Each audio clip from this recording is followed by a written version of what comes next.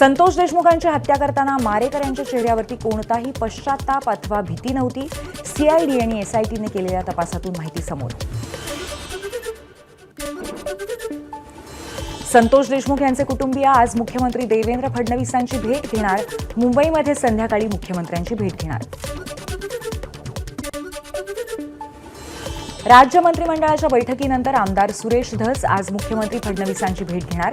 बीड प्रकरणातील विशेष सरकारी वकील उज्ज्वल निकम यांची नियुक्ती करावी या संदर्भात भेट घेणार असल्याची माहिती. संतोष देशमुख हत्या प्रकरणातील आरोपींना फाशीची शिक्षा द्या, तसंच धनंजय मुंडेंचा राजीनामा घ्या. सामाजिक कार्यकर्त्या अंजली दमानिया यांची मागणी. देशमुख हत्या प्रकरणाची चौकशी करणारी एसआयटीच वादात. वाल्मी कराडच्या जवळचे 7 ते 8 अधिकारी एसआयटीमध्ये. वडेट्टीवारांची माहिती. बीड प्रकरणी नेमलेली संपूर्ण एसआयटी बरखास्त करावी, अंजली दमानियांची मागणी. संतोष देशमुख हत्या प्रकरणी सरपंच संघटना आक्रमक. सरपंच परिषदेकडून आज मुंबईतील आझाद मैदानावरती धरणं आंदोलन. मराठवाड्यातून मोठ्या संख्येने सरपंच दाखल होण्याची शक्यता. संतोष देशमुखांच्या हत्येच्या निषेधार्थ जालन्यामध्ये 10 तारखेला जन आक्रोश मोर्चाचं आयोजन. या अनुषंगाने आज मराठा क्रांती मोर्चा पत्रकार परिषद घेणार. राज्य मंत्रिमंडळाची आज बैठक. सकाळी 11 वाजता मंत्रालयात बैठक होईल. कोणते महत्त्वाचे निर्णय याकडे लक्ष. आजच्या कॅबिनेटमधूनच ई कॅबिनेटचा शुभारंभ. बैठकीतील प्रस्तावांची माहिती टॅबवरती उपलब्ध होणार. आज चाचणी म्हणून टॅबचा प्रयोग.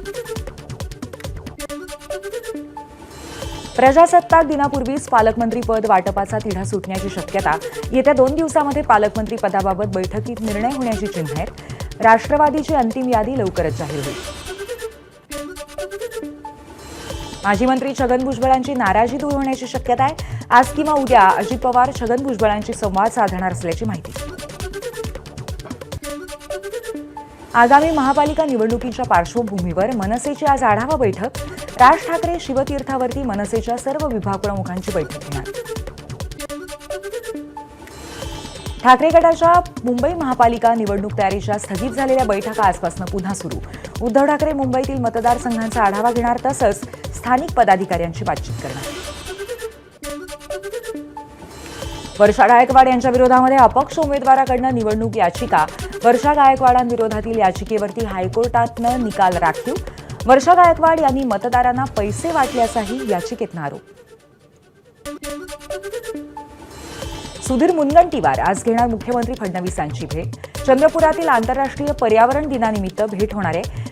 संमेलनाला आंतरराष्ट्रीय तज्ज्ञ, विद्यार्थी उपस्थित राहतील. मंत्रिमंडळाच्या बैठकीनंतर मुंबईतील प्रदूषणाबाबत बैठक होण्याची शक्यता. राज्य सरकार काय उपाययोजना करणार याकडे लक्ष. मुंबईतलं वायू प्रदूषण नियंत्रणात आल्यामुळे बांधकाम प्रकल्पांवरती सरसकट लावलेले निर्बंध हटवले. मात्र प्रदूषणास कारणीभूत ठरणारे प्रकल्प आढळल्यास निर्बंध लावणार. आयुक्त भूषण गगराणींची माहिती. शिवाजी पार्क मैदानातल्या धुळीवरती 15 दिवसात तोडगा काढा. महाराष्ट्र प्रदूषण नियंत्रण मंडळाचे मुंबई महापालिकेला आदेश. या समस्येबाबत मनसेसह स्थानिकांचं अनेकदा आंदोलन. नागपुरात आढळले एचएमपीव्हीचे 2 रुग्ण. खोकला आणि ताप असलेल्या 2 लहान मुलांचा अहवाल पॉझिटिव्ह. हॉस्पिटलमध्ये दाखल न करताही दोन्ही बाधित बरे झाल्याची डॉक्टरांची माहिती. एचएमपीव्ही व्हायरसचे भारतात आता एकूण 8 रुग्ण. केंद्र सरकारकडून एचएमपीव्हीच्या वाढत्या रुग्णसंख्येची दखल. एचएमपीव्हीच्या 8ही रुग्णांची ट्रॅव्हल हिस्ट्री नाही. लागण झालेल्या 8ही बालकांना देशामध्ये संसर्ग झाल्याचं उघड. देशामध्ये एचएमपीव्ही व्हायरल आधीपासूनच असल्याचा निष्कर्ष. 2001 मध्येच एचएमपीव्हीची ओळख पटली आहे. थंडी आणि वसंत ऋतूच्या सुरुवातीच्या काळामध्ये एचएमपीव्ही दिसतो. केंद्रीय आरोग्य मंत्री जे.पी. नड्डा यांनी स्पष्ट केलं. तर एचएमपीव्ही संदर्भात राज्य सरकार सतर्क. गरज भासल्यास सरकार योग्य उपाययोजना करणार. आशिष जयस्वाल यांची माहिती. एचएमपीव्हीचा संसर्ग राज्यात होऊ नये यासाठी न्यायालयाने हस्तक्षेप करत आरोग्य विभागाला विशेष कृती दल स्थापण्याचे आदेश द्यावेत असा नागपूर खंडपीठामध्ये अर्ज दाखल. याचिकेवरती उद्या सुनावणीची शक्यता. एचएमपीव्ही व्हायरसबाबत आज आरोग्यमंत्री प्रकाश आंबेडकर यांकडून मुंबईमध्ये आढावा बैठक. विषाणूच्या संदर्भामध्ये उपाययोजना आणि खबरदारीवरती चर्चा होणार. 2 वर्षापेक्षा कमी वयाच्या बाळांना एचएमपीव्हीचा सर्वाधिक धोका. प्रतिकार क्षमता कमी असलेले आणि ज्येष्ठ नागरिक यांना सुद्धा व्हायरसचा धोका. काळजी घेण्याचं आरोग्य विभागाचं आवाहन.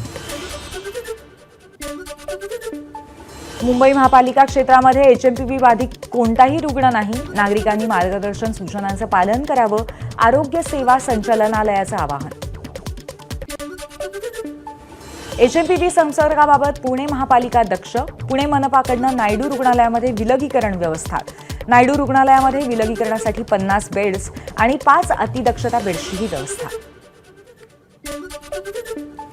एचएमपीव्हीच्या पार्श्वभूमीवरती बुलढाणा जिल्हा आरोग्य प्रशासन अलर्टवर. वैद्यकीय महाविद्यालयातील रुग्णालयामध्ये 100 बेड्सची सोय. खामगावमध्ये 50 बेड्सचा विलगीकरण कक्ष तयार.